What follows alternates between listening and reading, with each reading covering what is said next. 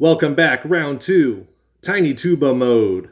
Mr. Rogers here with the Bobcat Band at Sonora Elementary School. Hey everybody, so if you haven't played number 149, too many fingers with me yet today, go ahead and pause this video and head back there, then come back to this. Number 150, now this is a popular theme, and this is a piece that a lot of you are going to play at some point in your lives.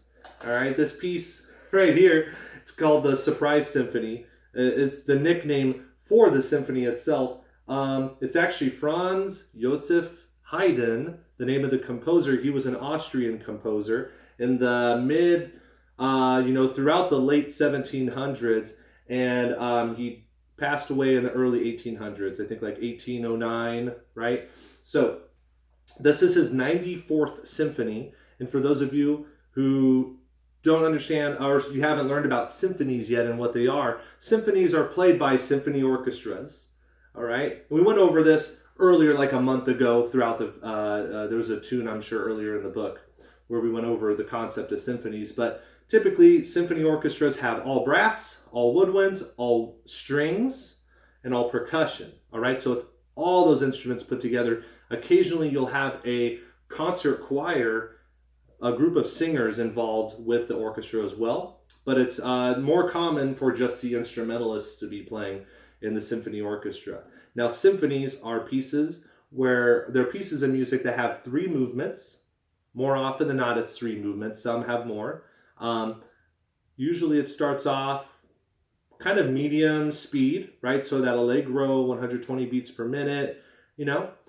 Then the second movement, and that's called the first movement, right? The second movement is usually a slower, more melodic, kind of gentle movement. Then the third movement, it's typically what we call presto. It means you play really fast, all right? And it's really technical, it's really exciting to end the piece. These pieces are usually, they go anywhere from 30 minutes to like 3 hours long. Usually, most symphonies that I played are about an hour to an hour and a half long. So it's three separate movements, and it portrays a really big story. All right, and in this case, in the theme from the Surprise Symphony, again by Franz Joseph Haydn, this piece was meant to be played soft at the beginning, and usually people are falling asleep in the audience, right? I've fallen asleep during symphonies, and typically I take that as a compliment. If I'm playing music and somebody falls asleep, that means the music is helping them be relaxed and they fall asleep.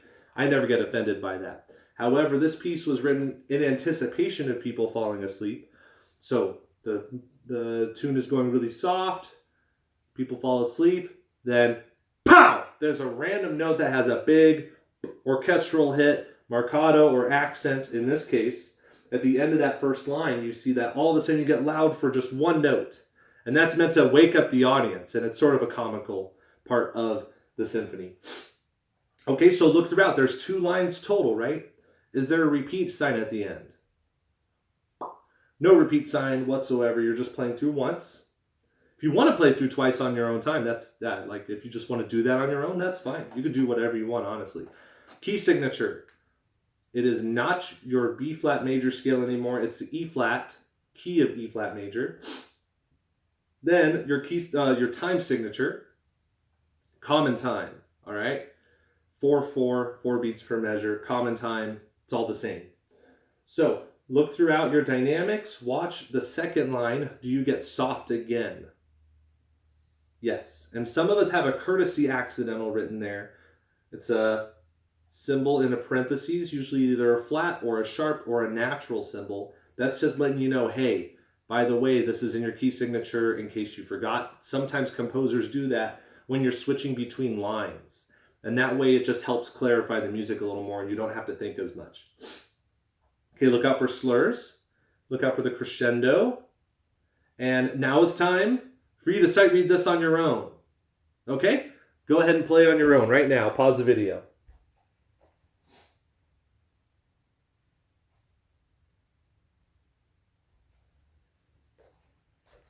Okay, so some of you may have heard this before. It's a popular melody. You'll hear it a lot of times throughout your life. Now it's time for us to play it together. Now Dante, that's going to be a little slower than Allegro. Da, da, da, da, da, da. We're going to play about there. Make sure your note lengths are full. And when we hit that accent, right, it's not going to be an ugly sound. It's just a ya, right? Still a beautiful sound, just abruptly. Or in musical terms, we use subito, which means suddenly. Suddenly, subito, louder, then we get soft again. Here you go, right at the top. 1, 2, 1, 2, ready.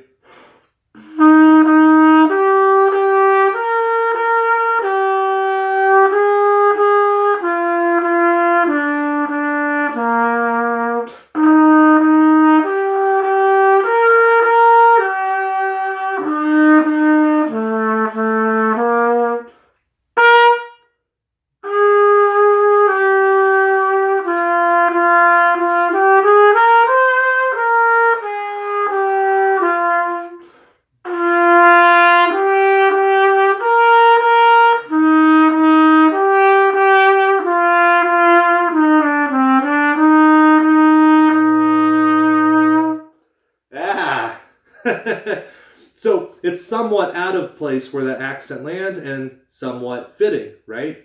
Because when we're leading up to there,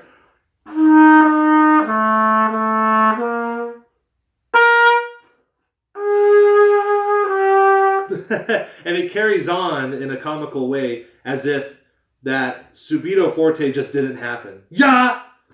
No, we've been playing this way the whole time, right? So, I would say when you're playing through this tune, understand that there still has to be beauty within the piano. And you'll hear on my first note when we sight read, my shoulders were probably tense, which kept my sound from coming out as clear as it really should. So when I'm playing, remember, tension kills sound. If you relax, just trust that the sound will come out. Okay, so don't flex anything.